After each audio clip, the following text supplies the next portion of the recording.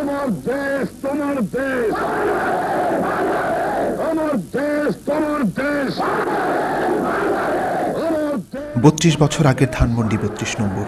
কেবল এই কথাটুকু বলে আর কিছু না বললেও অনেক কথা বলা হয়ে যায়। বাংলাদেশের স্বাধীনতা সংগ্রামের অনেক ঐতিহাসিক ঘটনার সাক্ষী সাদা রঙের দোতলা বাড়িটি। আবার ইতিহাসের বর্বরতম হত্যাকাণ্ডের এক দুঃসহ স্মৃতি নিয়েও দাঁড়িয়ে আছে সেটি, যেন তা বাঙালি জাতির হৃদয়ের রক্তক্ষরণ। ১৯৭৫ সালের ১৫ই আগস্ট বাংলাদেশের স্বাধীনতার স্থপতি বঙ্গবন্ধু শেখ মুজিবুর রহমানকে ঘাতকরা সপরিবারে নৃশংসভাবে হত্যা করে।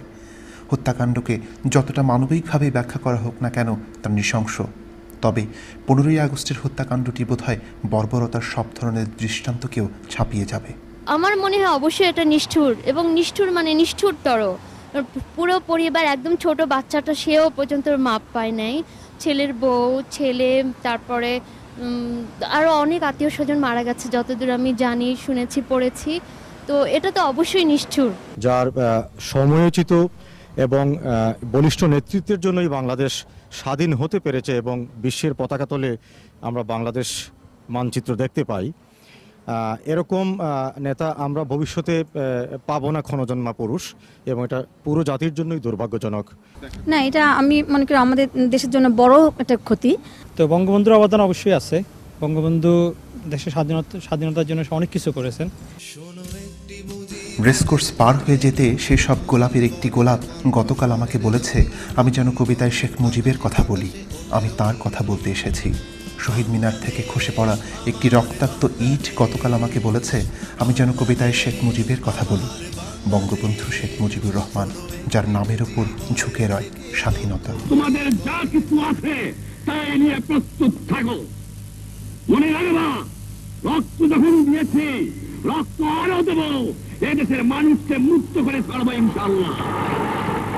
71-এ আমি দেশে গিয়েছিলাম একবার সপ্তাহখানেকের জন্য। উনি বললেন, তুমি আসছো? আমি বললাম যে আমি চলে যাচ্ছি আবার 2 দিন পরে। তো তুমি আসো, আগামীকাল এসো, তোমার সাথে আমার কিছু কথা আছে। তো পরের দিন আমি গেলাম। পরের দিন উনি বললেন একটা ওনার পাশে বড় চেম্বার ছিল, সেখানে অনেকগুলো, সেখানে পাশে একটা ছোট চেম্বার নিয়ে আমাকে বললেন যে তুমি দেশ এই যে দেখছি এসব কিছু না, স্বাধীনতা ঘোষণা করা হবে। স্বাধীনতা ঘোষণা করার পরে ওখানে সব এমবেসিতে গিয়ে তুমি রিকগনিশনের ব্যবস্থা করবা।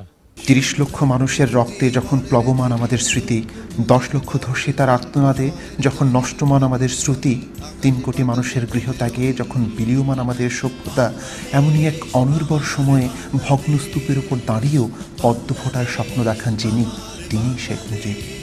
আমার ছেলের পাশে আমার জন্য কবর খোঁজা হয়েছে।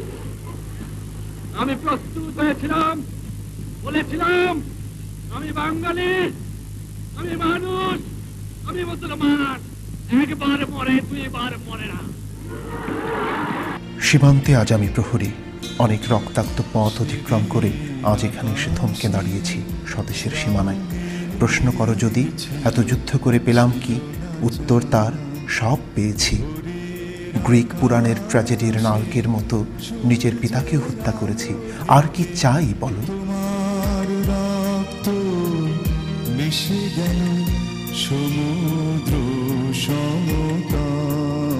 বুলবুল হাসান, বাংলা টিভি, লন্ডন।